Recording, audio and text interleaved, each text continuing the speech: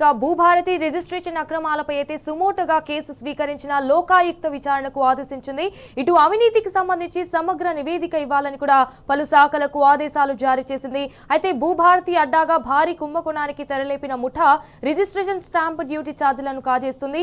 Third party application సాయంతో challan amount edit చేస్తున్న కేటుగాళ్లు జనగామలో ఒకే రోజు 8,55,577 రూపాయలు కాజేశారు.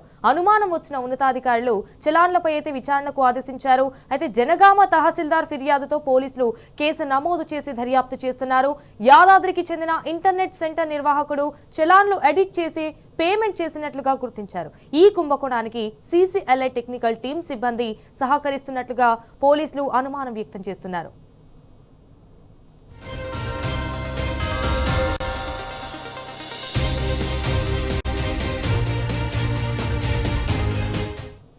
సో ఇదిలా ఉంటే ధరణిని బంగాళాఖాతంలో కలుపుతానన్న రేవంత్ రెడ్డి ప్రభుత్వం భూభారతిని తెచ్చి మొత్తం రెవెన్యూ శాఖనే బంగాళాఖాతంలో కలిపే పనిలో పడిందని విమర్శలు వస్తున్నాయి. ఇటు భూభారతి రిజిస్ట్రేషన్లలో జరుగుతున్న అక్రమాలు ఒక్కొక్కటిగా బయటపడుతుండటమే అందుకు నిదర్శనంగా నిలిచింది.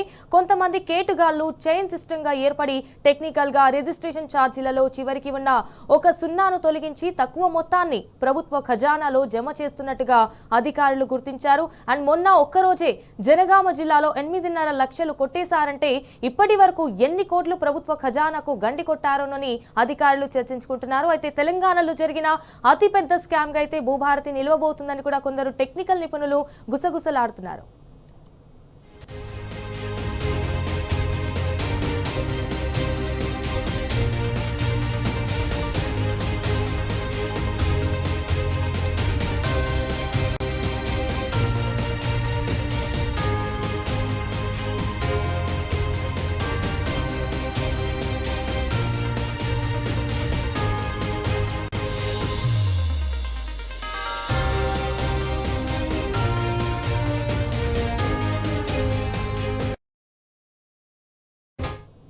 రైట్, ఇక ఇదే విషయానికి సంబంధించి మరిన్ని డీటెయిల్స్ మా ప్రతినిధి రవికాంత్ ఫోన్ ద్వారా అందిస్తారు. రైట్ రవికాంత్, చెప్పండి, ఇటు తెలంగాణలో అయితే ఇదొక పెద్ద, అసలు దీని వెనుక ఎవరున్నారు అని మొన్న అయితే ఒక్కరోజే అంటే జనగామ జిల్లాలో అయితే 8.5 లక్షలు కొట్టేశారంటే సో ఇప్పటి వరకు ఎన్ని కోట్లు ప్రభుత్వ ఖజానాకు గండి కొట్టారని కూడా అధికారులు చర్చించుకుంటున్నారు అన్నట్టుగా అయితే ప్రెసెంట్ సిచ్యువేషన్ అయితే తెలుస్తుంది. సో ఇంకా దీని వెనుక అసలు ఏంటి రహస్యం? Watts updates? సంజన, రాష్ట్రంలోనే ఒక భారీ కుంభకోణం బయటపడింది. దీన్ని జనగామ తహసీల్దార్ కార్యాలయంలోనే దీన్ని తుడిచిపెట్టేటువంటి ప్రయత్నం, ఏదైతే ఈ కుంభకోణానికి సంబంధించి అక్కడికి తెరవేసేటువంటి ప్రయత్నం జరిగింది. కానీ ఇది చాలా పెద్ద కుంభకోణం. ఒకే రోజు 8,55,577 రూపాయలను కేటుగాళ్లు కాజేసినటువంటి పరిస్థితి. 10 చలాన్లకు సంబంధించి ఇదంతా కూడా.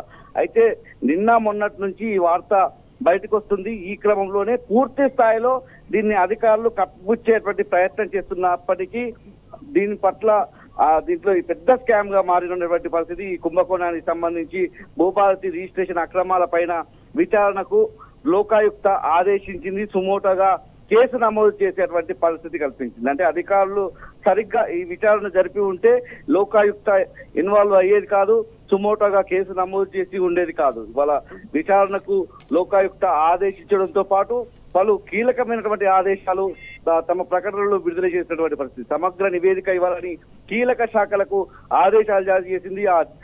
జారీ చేసినటువంటి శాఖల్లో చీఫ్ సెక్రటరీతో పాటు రెవెన్యూ, భూ పరిపాలన శాఖ చీఫ్ కమిషనర్, స్టాంపుల్ రిజిస్ట్రేషన్ శాఖకు సంబంధించినటువంటి కమిషనర్, IG, అదేవిధంగా మీ సేవా కమిషనర్, జనగామ జిల్లా స్టాంపుల్ రిజిస్ట్రేషన్ల రిజిస్ట్రార్ సంబంధించి కూడా ఆదేశాలు జారీ అయ్యాయి.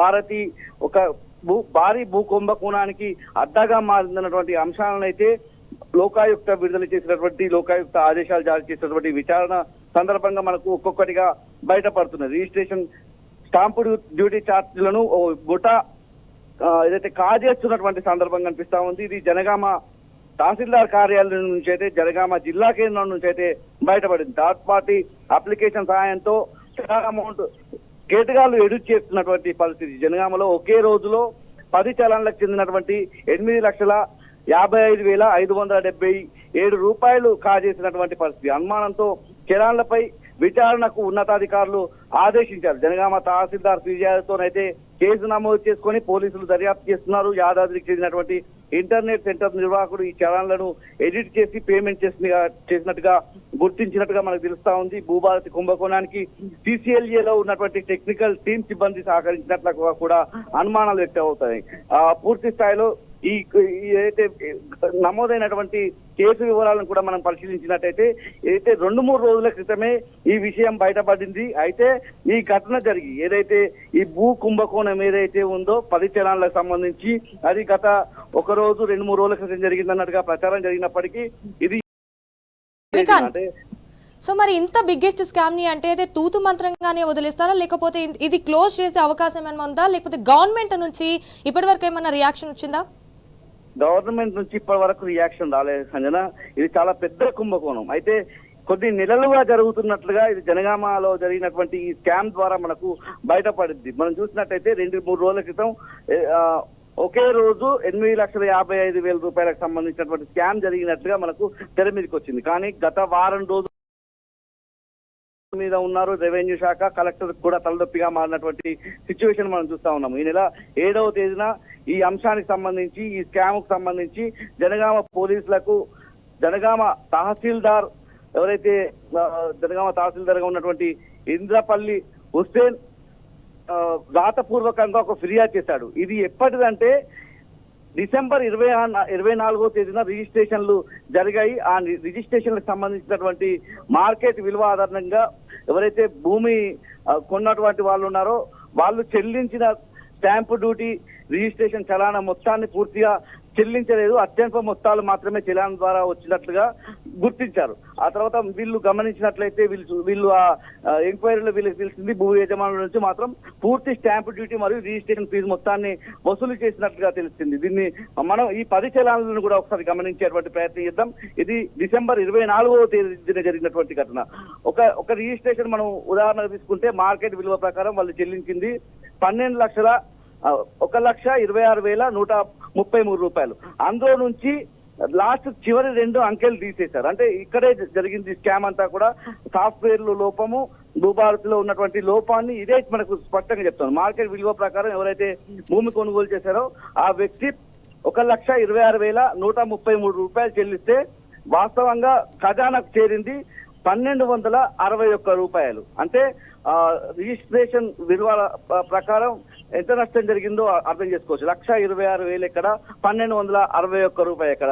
చివరిన ఉన్నటువంటి ఆ 33 ఉన్నాయో అవి ఎడిట్ చేసి ప్రభుత్వ ఖజానాకు చేరింది. మరొక అమౌంట్ కూడా మనం చూసినట్టయితే 69,455 చివరిన ఉన్నటువంటి 2 అంకెలు తీసేసి 694 రూపాయలు ఖజానాకు చేరింది. ఆ రోజు చెప్పుకోవాల్సిన పెద్ద అమౌంట్లలో 1,36,858 రూపాయలు ఉన్నాయి. అందులో నుంచి ప్రభుత్వ ఖజానాకు 1,368 రూపాయలు, అంటే లక్షల రూపాయల స్కామ్ జరిగింది. అయితే ఇది చాలా కొద్ది నెలల నుంచి ఇదే పరిస్థితి కొనసాగుతుంది. భూభారతి వెబ్సైట్ నిర్వాహకులు ఎవరు ఉన్నారో, వెబ్సైట్ ఎవరు తయారు చేశారో వాళ్ళే దీంట్లో లోటుపాట్లు సృష్టించారన్నటువంటి అంశాలు మనకు వ్యక్తం అవుతున్నాయి. వాళ్ళను కూడా విచారించే అవకాశం కనిపిస్తోంది. భూభారతి వెబ్సైట్ డిజైనర్లు ఎవరున్నారో వాళ్ళ ద్వారానే ఈ లోటుపాట్లు అంటే రవికాంత్, ఇటు రేవంత్ రెడ్డి ప్రభుత్వం అయితే భూభారతిని తెచ్చి మొత్తం రెవెన్యూ శాఖని బంగాళాఖాతంలో కలిపే పనిలో పడిందని కూడా ఇటు విమర్శలు వస్తున్నాయి. అంటే భూభారతి రిజిస్ట్రేషన్ లో జరుగుతున్న అక్రమాలు అయితే ఒక్కొక్కటిగా బయటపడుతున్నాయి. అండ్ ఈ అసలైన ఈ స్కామ్ లో అంటే ఎంతమంది ఎక్స్పర్ట్స్ ఉండొచ్చు?